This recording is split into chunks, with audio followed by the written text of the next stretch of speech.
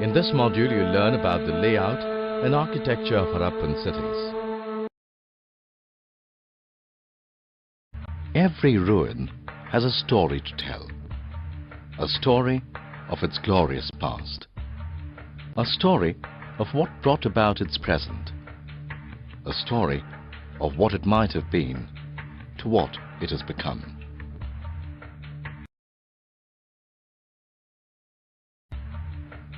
Nearly 150 years ago, in the 1800s, when railway lines were being laid down for the first time in Punjab, engineers stumbled upon the site of Harappa in present-day Pakistan.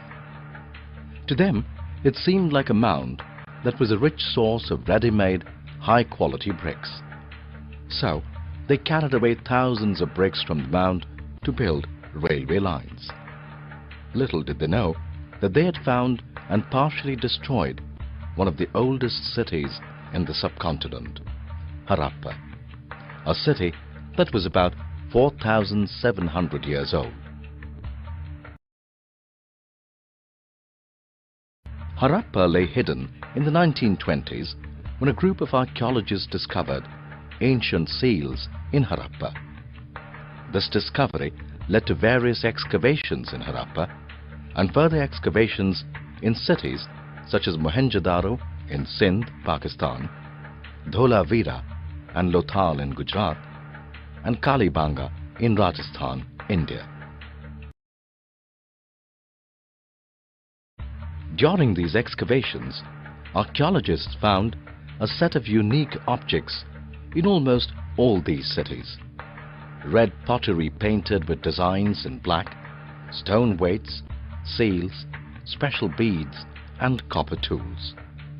Since the remains and objects found in these cities were similar to those found in Harappa, archaeologists believe that all these cities belonged to a single civilization, the Indus Valley Civilization or the Harappan Civilization. The Harappan Civilization is known for its well-planned cities, which were usually divided into two parts, the citadel and the lower town. The citadel was usually located towards the west and was smaller but higher. The lower town was located towards the east and was larger but lower. The citadel consisted of some important structures, such as the public bath and the granary. The lower town consisted of houses and workshops. The lower town was divided into rectangular blocks and at wide roads. Most houses in the lower town were either 1 or 2 stories high and had rooms usually built around the courtyard. All the houses were made of baked bricks of uniform size. Most of the Harappan cities had covered drains that were laid out in straight lines. Each drain had a gentle slope so that water could flow through it. Very often, drains in houses were connected to those in streets, and smaller drains led into bigger ones. It's believed that houses, drains and streets were probably planned and built at the same time. Although the architecture across Harappan cities was similar, each city had at least one unique architectural structure. For example, in Mohenjo-daro, a very special tank, which archaeologists called the Great Bath, was built in the citadel area. The Great Bath was lined with bricks and coated with plaster and tar to avoid seepage. The bath had adjoining rooms and steps leading down to it from 2 sides. Lothal, on the other hand, has remains of a bead factory, a huge tank and a storehouse. The remains of the bead factory indicate that Lothal had a flourishing bead industry, which made beads of stone, shell and metal.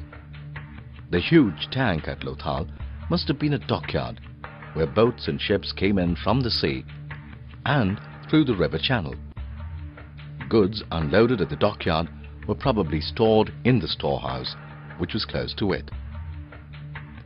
Lothal, like Kalibanga, also had fire altars, where sacrifices may have been performed.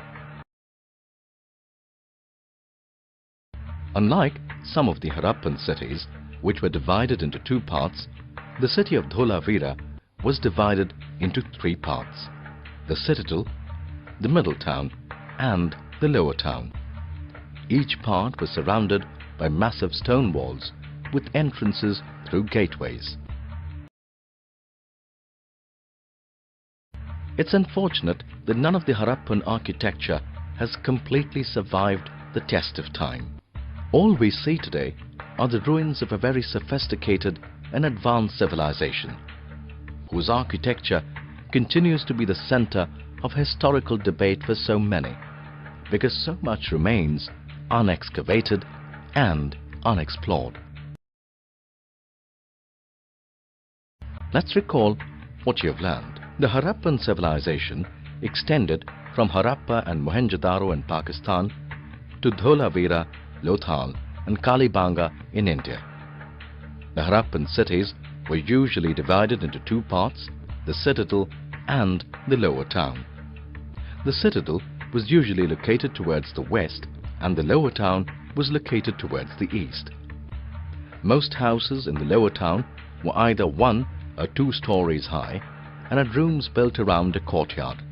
Mohenjo-daro had a very special tank called the Great Bath, which was built in the citadel area. Lothal has remains of a bead factory, a huge tank and a storehouse. The city of Dholavira was divided into 3 parts: the citadel, the middle town and the lower town.